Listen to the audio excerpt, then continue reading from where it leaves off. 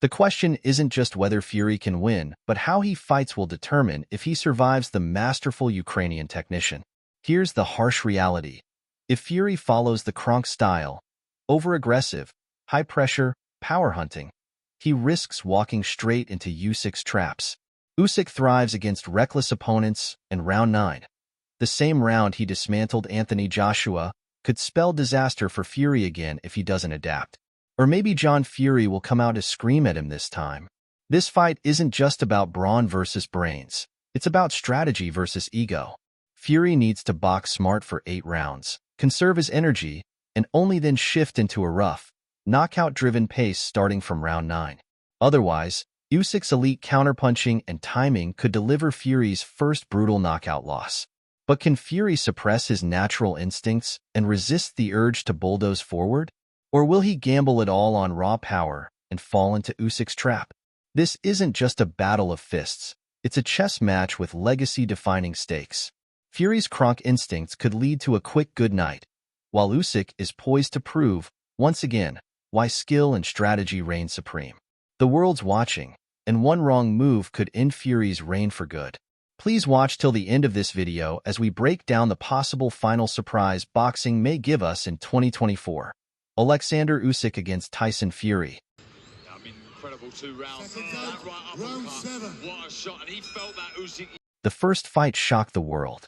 Usyk handed Fury his first professional loss, winning via split decision in a thrilling bout that showcased Usyk's exceptional boxing IQ, speed, and precision. But what stood out most in that fight was Usyk's ability to capitalize on Fury's mistakes through counterpunching. In the 9th round of their first meeting, Usyk dropped Fury with a perfectly timed left hand, proving that even the Gypsy King isn't invulnerable to Usyk's calculated power. As the rematch approaches, one thing is clear. If Fury adopts an aggressive strategy, as many are urging him to, it could play directly into Usyk's hands, leading to an even more decisive victory for the Ukrainian champion. Fury's aggression, if unchecked, will likely expose him to Usyk's precise counters. The 9th round knockdown in their first fight was no accident. It was the culmination of rounds of careful observation and timing. Usyk studied Fury's rhythm, lured him into overextending, and unleashed a pinpoint shot that sent the 6 feet, 9 inches giant to the canvas. Fury recovered, but the warning signs were clear. Usyk can hurt him, and if Fury doesn't adjust, he could be stopped in the rematch. Fury's natural instinct when facing adversity has often been to lean on his size and aggression. He's used this approach to bully smaller opponents, smothering them with his physicality.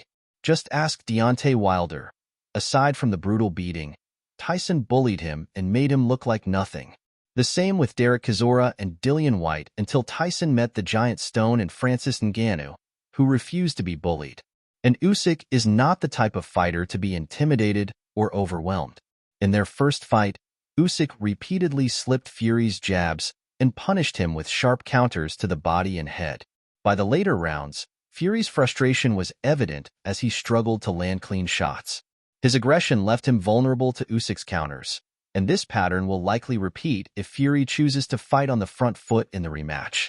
Usyk thrives when his opponents come forward recklessly, giving him the opportunity to pick them apart with his superior footwork and precision punching. The key to Usyk's success in the rematch will be his ability to dictate the tempo of the fight. He excels at creating angles and forcing his opponents to overcommit. Against Fury, he will likely employ a similar strategy to their first encounter, drawing Fury into exchanges where he can exploit the openings that aggressive fighters inevitably leave behind. Usyk's southpaw stance adds another layer of complexity for Fury, as it allows him to land his left hand with deceptive accuracy. Fury's habit of dropping his right hand during exchanges makes him especially vulnerable to Usyk's straight left and overhand counters. If Fury charges forward without careful preparation, Usyk will capitalize, potentially landing the kind of fight-ending counter that fans witnessed in the 9th round of their first fight. Fury's greatest strength, his size, could become his greatest weakness in this rematch. Usyk has already shown that he can neutralize Fury's reach and power through movement and timing. Fury's aggressive style often leaves him off balance, a flaw that Usyk is particularly adept at exploiting. Every missed punch from Fury presents an opportunity for Usyk to land a counter, and given the power Usyk displayed in their first fight, it's not out of the question that Fury could be knocked out. The mental toll of being dropped and outmaneuvered in their first bout may also weigh heavily on Fury. If he becomes overly desperate to make a statement in the rematch, he risks falling into Usyk's trap, a game of chess that the Ukrainian is almost certain to win. For Fury to have any chance of regaining his titles, he will need to fight smart and disciplined, avoiding the temptation to brawl. But this is easier said than done against a fighter of Usyk's caliber. Usyk's ability to adapt mid-fight and exploit his opponent's weaknesses makes him one of the most dangerous fighters in the sport. Fury's aggression will only make Usyk's job easier, giving him ample opportunities to set traps and counter with devastating precision. The 9th round of their first fight was a glimpse of what could happen if Fury gets careless. In the rematch, Usyk will be even more prepared to capitalize on Fury's mistakes, and this time, the consequences could be fatal for Fury's title aspirations. If Tyson seriously wants to win, he needs to box because he can actually box. Usyk has a proven track record of thriving in the later rounds of his fights, where his exceptional conditioning and tactical sharpness shine. His knockout win over Anthony Joshua in their rematch came in the 9th round, a pivotal stage where his opponents typically begin to fade. Fury must recognize this trend and adopt a strategy that neutralizes Usyk's ability to capitalize in those middle to late rounds. For the first 8 rounds, Fury should focus on maintaining distance, using his superior reach to keep Usyk at bay, and scoring points with calculated jabs and feints. Fury is a master of movement for a man his size, and this aspect of his game should take precedence early on. By boxing smart and limiting Usyk's opportunities to counter, Fury can disrupt the rhythm Usyk relies on to set up his attacks. However, Fury cannot afford to stay in cruise control throughout the fight. While boxing conservatively in the early rounds is essential to avoid Usyk's traps, he must begin to turn up the pressure as the fight progresses. Round 9 is where Fury must make his move. Usyk has repeatedly demonstrated his ability to shift into another gear in the later rounds, often overwhelming opponents who fail to match his stamina and precision. This is where Fury must flip the script. By maintaining his energy in the early rounds, he can unleash a more physical and rough style in the later stages, leaning on his size and strength to wear Usyk down. The key here is timing. Fury must choose the right moment to increase the pace and transition to a rougher fight.